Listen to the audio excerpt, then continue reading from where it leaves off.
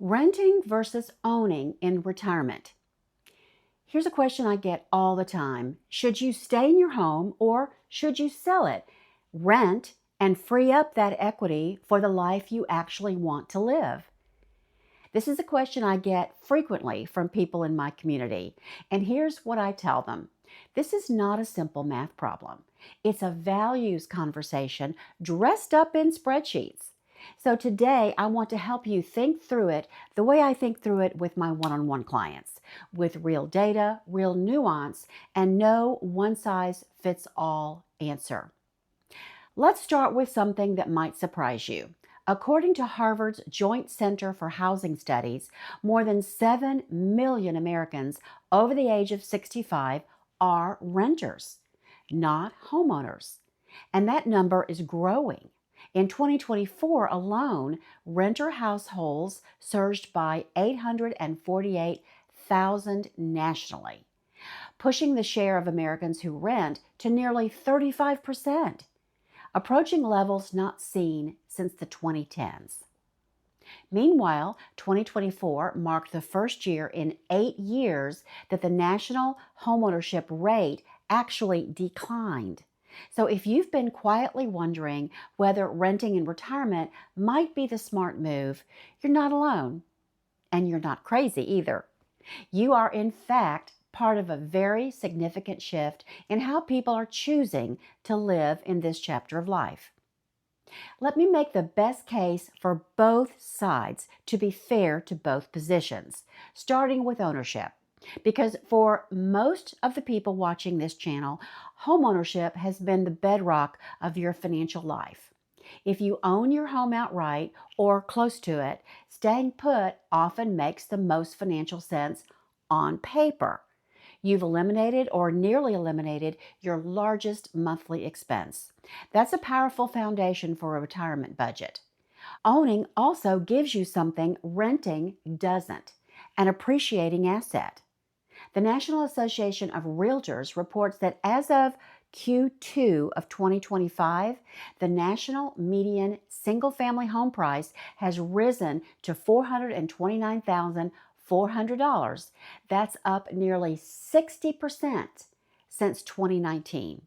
That equity is real wealth, and it can be deployed in multiple ways.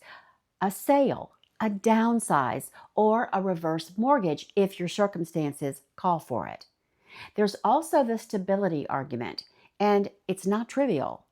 As Jeremy Keel, a certified financial planner who specializes in retirement planning, puts it, if you have a mortgage, you generally know your ongoing monthly costs and how long they will last. A fixed mortgage is not subject to a landlord's whims or a rental market that's heating up.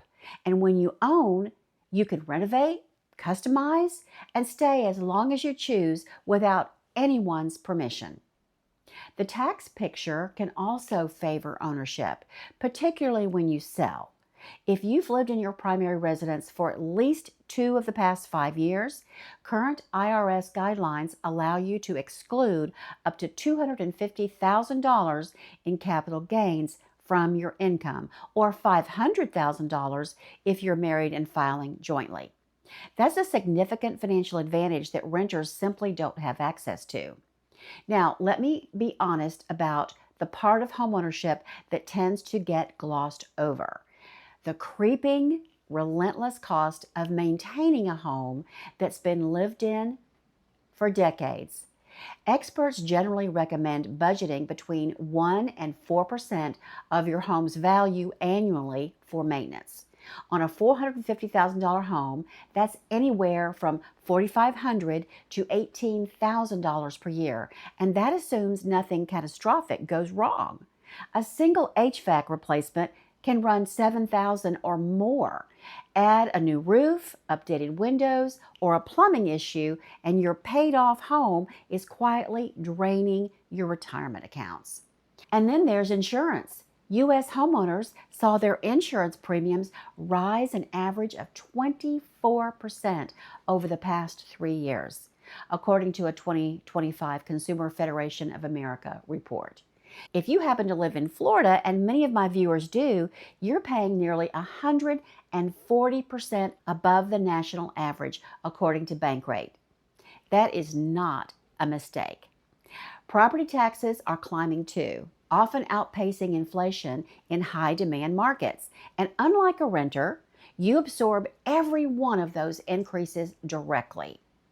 The Fannie Mae housing survey found something fascinating.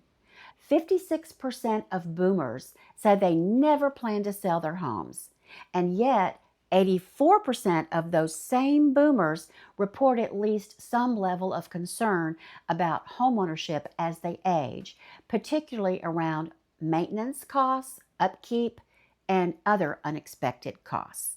That's a real gap between what we intend and what the reality of aging in place actually demands of us. And remember, staying in the home you've lived in for 25 years is not the only option for homeownership. You can downsize to a smaller home that fits your new lifestyle. You can downsize the costs of a home by moving to a home that is in tip-top shape with few unexpected replacement costs. You can also downsize homeownership costs by moving to a different geographical area where homes are less expensive. Now let's talk about what renting actually offers. And I want to approach this without the stigma that still, frankly, attaches to the idea of becoming a renter after a lifetime of owning. The first and most underestimated advantage of renting is cash flow clarity. When you rent, you know your housing costs for the duration of your lease. That predictability is valuable when you're managing retirement income, drawing from IRAs, coordinating Social Security timing, and trying not to sell assets in a down market to cover a surprise repair. Jennifer Malinsky, director of the Housing and Aging Society program at Harvard's Joint Center for Housing Studies, says it plainly. Renting often offers more amenities, less maintenance, more accessibility. For retirees navigating changing health, mobility, or energy levels, that shift from I write the check to I make the phone call changes the quality of daily life in ways that are hard to quantify but very easy to feel. There's also the equity unlocking argument. For people who are, as I sometimes say, house rich and cash poor, selling the home and renting can release significant liquidity that gets reinvested in income producing assets, assets that work for you every month rather than sitting frozen inside the walls of a house that you cannot spend. And renting offers genuine geographical freedom. Want to spend 6 months closer to a grandchild? Want to try a different city before committing? Renting allows you to move without managing a sale, navigating a market, or timing your exit around real estate cycles. To be fair, renting is not without its vulnerabilities. There are some real risks, both financially and psychologically, to renting, and I want to name them clearly. Your rent is not fixed forever.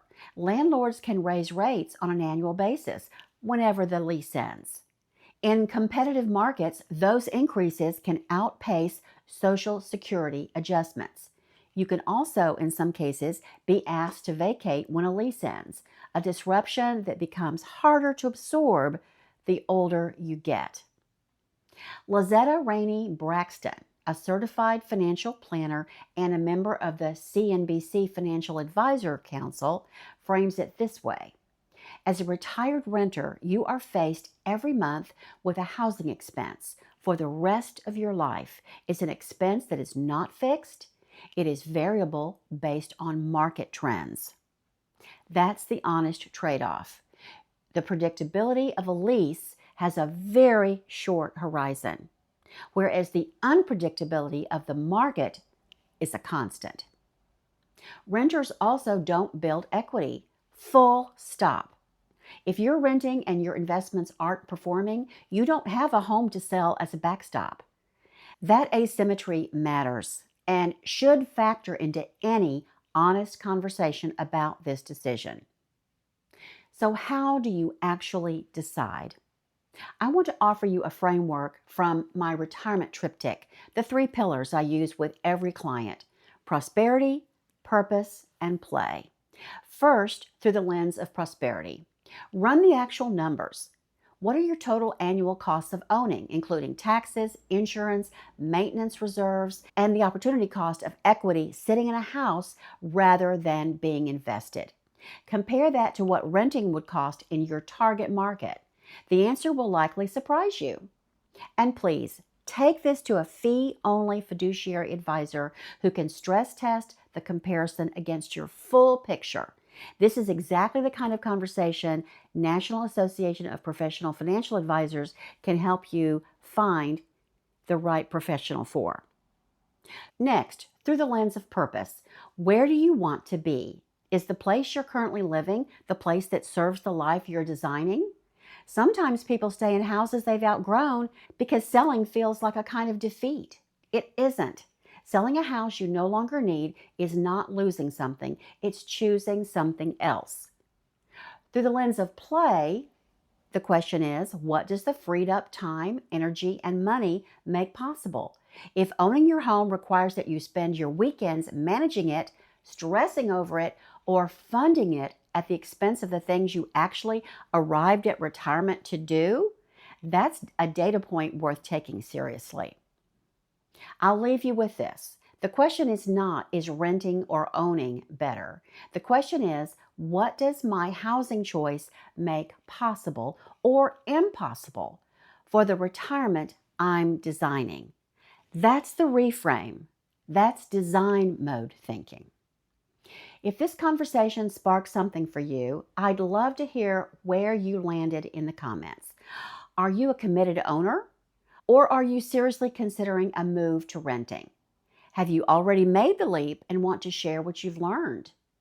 And if you want to think through your specific situation with me directly, the link to book a one-on-one retirement design consultation is in the description below. I look forward to seeing you in the next video.